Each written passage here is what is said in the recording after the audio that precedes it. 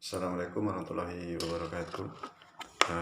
Sesuai dengan tugas kelompok 4, kita bahas tentang apa ya, sifat teori si Eysenck ya, sama Kettle ya. Bacanya entah Eysenck apa. Jadi di studi kasusnya kami coba bahas tentang integritas seorang pegawai.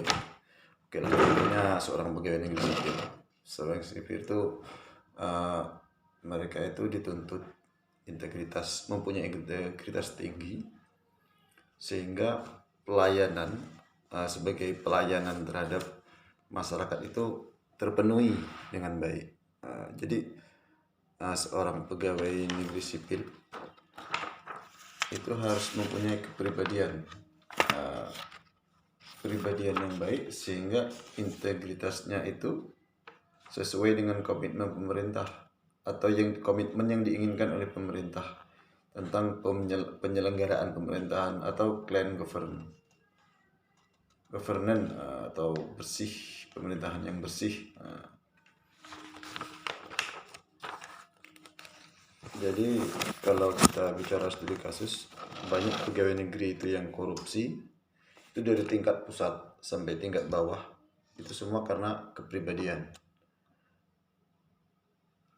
atau kepribadian yang salah, sehingga menentukan integritas yang kurang baik. Jadi kalau kita kaitkan dengan teori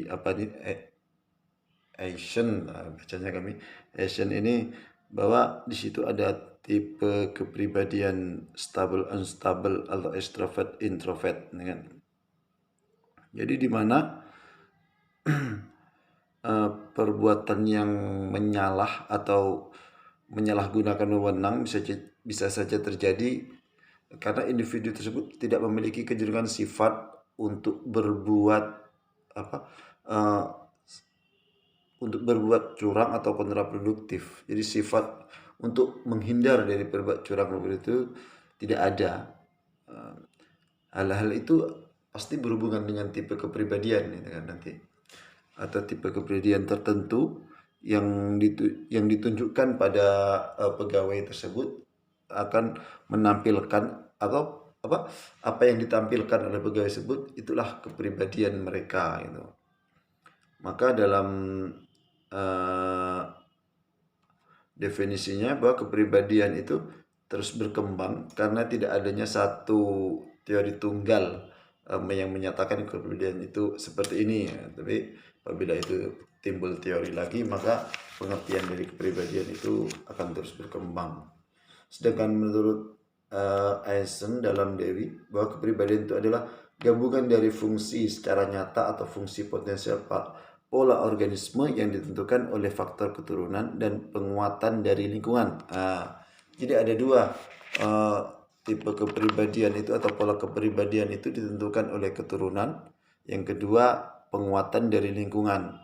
Maka apabila kita kaitkan dengan kasus pegawai atau pegawai negeri sipil lah, contohnya PNS atau apa, itu perlu sebuah integritas biar tidak terjadi korupsi atau penyalahgunaan wewenang dan sebagainya.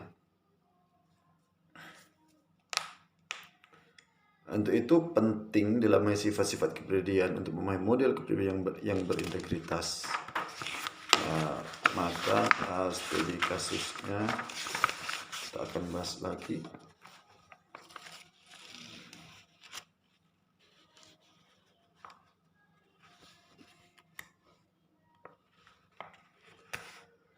Di sini dijelaskan individu dengan kecenderungan tipe kepribadian extravert dan unstable memiliki sifat-sifat agresif, berubah-ubah atau tidak konsisten, impulsif, aktif, mudah tersinggung, tidak tenang, atau emosionalnya tidak stabil.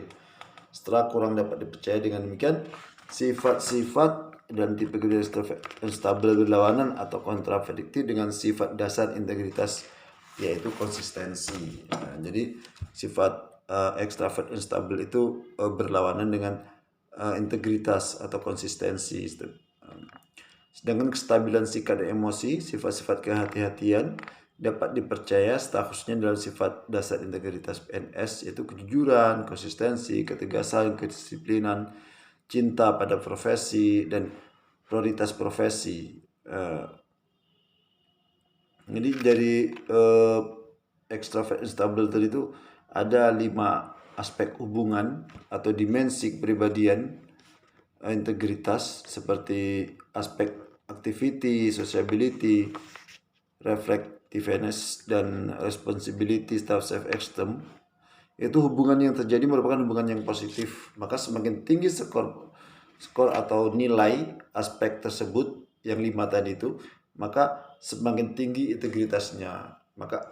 Maka perlu studi kasusnya, maka perlu 5 aspek itu untuk membangun integritas yang bagus, yaitu aspek yang berada yang berada di luar keturunan,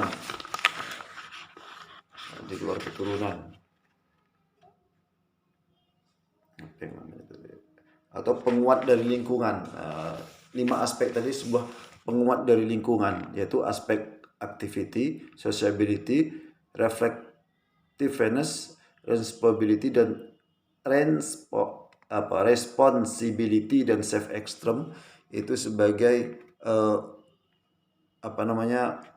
penguat atau menentukan atau membantu sebuah integritas sebuah pegawai. Mungkin itu Bu, untuk kita mengaitkan studi kasusnya.